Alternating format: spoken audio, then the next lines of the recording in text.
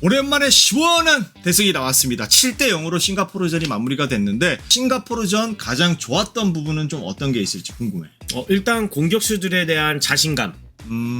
자신들이 원하는 플레이, 그리고 동료를 이용하는 플레이, 많은 패턴 플레이들이 나왔기 때문에 확실하게 그동안의 대표팀이 가져가고 있던 그 내부의 불화 또는 그 흔들릴 수 있었던 것들이 완전히 사라졌다.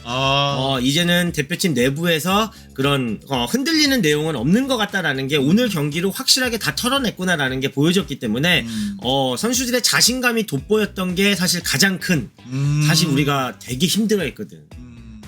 확실하게 털어냈다라는 게 보여져서 그 점이 일단은 가장 좋았던 것 같아요.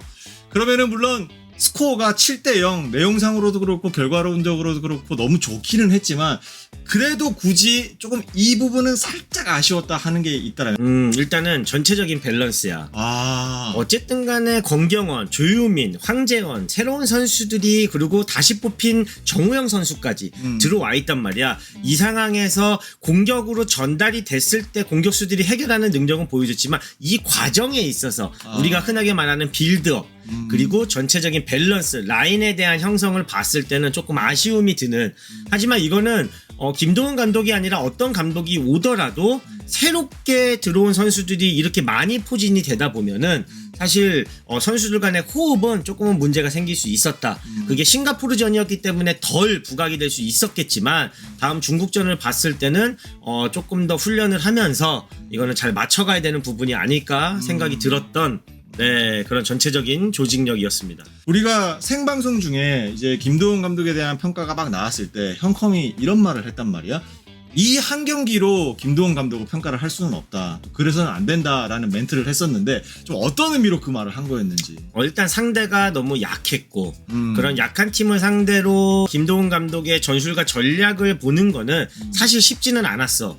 하지만 몇 가지 보여지는 장면 좋은 것들은 김도훈 감독이 선수 시절 때 최전방 스트라이커를 보면서 오늘 주민규 선수가 최전방 스트라이커로 일단 들어왔는데 주민규 선수가 그전보다 좀 더 깊숙한 위치에 있다가 나왔을 때 손흥민 선수가 뒷공간을 침투하고 측면이 비었을 때 김진수가 오버래핑을 나가고 이런 몇 가지의 패턴을 봤을 때 효율적으로 공간을 쓰고 있구나. 그리고 선수들에 대한 체인징 플레이가 굉장히 잘 이뤄지고 있다. 그리고 손흥민 선수와 이강인 선수가 박스 안에 들어가는 경우들이 생각보다 많았다. 이강인 선수는 박스 안보다 박스 바깥에서의 플레이가 많았어. 그전에는. 하지만 오늘 골 장면도 그렇고 여러 가지 봤을 때 박스 안에서에 대한 플레이, 손흥민 선수도 마찬가지였고 상대가 약한 거는 있지만 김동훈 감독이 선수들에게 어떤 주문을 했는지는 알 것 같은 그런 공격 패턴이 나왔기 때문에 아무래도 공격수 출신의 감독이기 때문에 확실하게 공격적으로 주도할 수 있는 플레이를 보여줬다라고 생각하고 있습니다. 주민규 선수가 또 정말 늦가기 A매치 데뷔골을 터뜨리면서 최고의 하루를 보냈다고도 생각이 되는데 좀 어떤 기분이 들었는지 또 주민규 선수의 플레이도 좀 분석을 해줬으면 좋겠어요. 일단 주민규 선수 같은 경우에는 늘 얘기했던 게 본인이 골도 넣지만 연기 플레이가 가능하고 등딱 우리가 말하는 전형적인 9번 플레이에 소화를 할 수 있잖아. 오늘도 마찬가지로 한 골 2어시스트를 했는데 어시스트하는 과정이나 봤을 때 뭐 정확한 패스, 자신에게 볼이 왔을 때 소유하기보다는 빠르게 뿌려주면서 손흥민과 이강인을 살릴 수 있는 플레이를 한다는 거지. 좋지. 즉 골도 넣지만 희생적인 플레이를 통해서 최전방에서 많은 옵션을 가져갈 수 있다는 거. 최전방 공격수가 연계 플레이가 된다는 것만으로도 일단 손흥민과 이강인이 살아날 수 있는 그런 확률이 굉장히 많아진다. 그리고 이재성은 그 밑에서 손흥민 선수와 이강인 선수가 공격적으로 갔을 때 뒷공간을 커버해주고 연계 플레이를 해주고 때때로 이재성 선수가 크로스라든지 코너킥 상황에서 빠져들어가는 움직임. 역시 이재성 선수는 뭐 주민규가 희생적인 플레이를 한다라고 하면은 이재성 선수는 거의 할복 수준이야. 거의 주민규는 희생하지만 이재성은 내가 볼 때 거의 여기다 헌혈하고 있어 지금. 아주 그냥 헌신의 끝판왕이다. 자꾸 살이 안 찌는 이유가 있어. 물론 뭐 이재성 선수의 특징을 생각하면은 당연하지만 표현이 조금 좀 그랬는데 어마어마해. 어마어마했습니다. 어마어마했고요. 뭐 자연스럽게 오늘 또 최고의 하루를 보낸 또 한 명의 선수 손흥민 선수에 대한 이야기를 조금 하고 싶은데 특히나 후반전에 그런 모습이 굉장히 많이 나왔어요. 여러분 혹시라도 느끼실지 모르겠는데 평소에는 볼 수 없었던 손흥민 선수의 좀 현란한 개인기와 좀 화려한 기술들이 많이 나왔단 말이에요. 이거 좀 어떤 부분인가요? 뭐 라이브 때 얘기는 했지만 일단 이 오늘 경기에 대한 분위기 자체가 싱가포르 선수단 그리고 팬 관중들도 약간 올스타전 같은 느낌, 약간 초청된 올스타. 결과보다는 이 이벤트 자체로 흥분이 돼 있는 그치. 상태. 그리고 손흥민 선수가 골을 기록하고 자신감이 일어나기 시작했고 손흥민 선수가 마음의 부담감을 조금 많이 내려놓은 듯한 것 같아, 내가 볼 때. 하지만 손흥민 선수가 평소에 저런 모습을 거의 안 보이지. 그러니까. 하지만 다 할 수 있어. 원래 할 수 있는 선수인데 안 하는 거였다. 충분히 할 수 있고, 하지만 상대에 대한 존중, 뭐 싱가포르를 존중하지 않았다는 건 아니야. 오히려 싱가포르의 관중을 존중한 거지. 그런 손흥민 선수의 퍼포먼스적인 모습을 보여주고, 평소에 할 수 있지만 경기에 최대한 자신이 할 수 있는 정말 단순화된 모습, 경기에 최적화된 모습만 보여주다 보니까 안 했던 것뿐인 거지. 충분히 이런 뭐 쇼맨십에 가까운 모습들을 할 수 있는 거지. 우리 미드필드 라인에는 오랜만에 정우영, 황인범 선수가 호흡을 맞췄는데 요 조합은 또 오랜만에 좀 어떻게 생각을 했는지. 그치, 뭐 지난 월드컵 때 호흡을 맞췄던 선수들이고 오랜 기간 좀 발을 맞췄던 선수들이긴 하지만 오늘 경기로 봤을 때 내가 공격과 그리고 이선 지역에 대한 요 연계 플레이에 대해서 얘기했는데 이 부분이 사실 가장 중요했던 정우영과 황인범이 해줘야 되는 역할이었어. 상대 5명의 선수가 정우영과 황인범에 있는 이선, 그러니까 수비형 미드필드 지역에 진을 치면서 기다렸기 때문에 사실 이 두 선수로 인해서 연결이 됐을 때 조금 더 좋은 플레이들이 나올 수 있었단 말이야. 그런 부분들에 있어서 사실은 약간은 부침된 모습, 조금은 좋지 않았다? 좀 공격으로 연결되는 퀄리티 있는 패스라든지 그런 부분들에 있어서 아무래도 기동력적인 부분이 뭐 그렇게 나쁘지는 않았다고 생각이 들지만 조금 더 강침을 만났다라고 하면은 좀 더 유독 눈에 많이 띄었을 것 같다는 생각이 들었기 때문에 물론 오랜만에 발을 맞췄고 정우영 선수는 오랜만에 들어왔고 황인범 선수도 뭐 계속해서 경기는 나오고 있었지만 뒤쪽에서부터 빌드업 과정, 새롭게 들어온 선수들하고에 대한 호흡, 이거는 사실 빌드업에 있어서 뒤에 포백의 4명의 선수와 정우영과 황인범 선수까지 이 6명의 선수가 알아서 빌드업을 해결한다고 봐야 되거든. 이 6명의 선수들에 있어서만큼은 많은 변화가 있었기 때문에 이해는 하지만 그래도 이끌어가야 되는 선수들이었다. 그렇기 때문에 조금 부족함이 있지 않았나라는 생각이 듭니다. 그렇게 또 대표팀 베테랑들에 대해서도 살짝 평가를 해줬지만 사실 이제 황재원 선수라든지 엄원상 선수를 보면서 이런 부분들을 좀 많이 평소에도 생각을 했던 것 같아. 리그에서는 잘하는 선수들이 그 퍼포먼스 레벨을 대표팀에서도 그대로 재현하는 게 정말 쉽지가 않구나라고 생각이 들거든. 이거 좀 왜 그런 걸까? 대표팀도 실제로 형컴은 경험을 해봤으니까. 가장 대표적으로 지금 엄원상 선수 얘기를 좀 해볼 수 있을 것 같아. 엄원상 선수의 특징, 너무나 뚜렷한 특징을 가지고 있잖아. 그렇지. 물론 소속팀에서는 엄원상 선수의 장점을 살리기 위해서 감독에 대한 지시, 동료들에 대한 도움들이 있었을 거란 말이야. 하지만 대표팀에서는 자신이 알아서 해결을 해야 돼.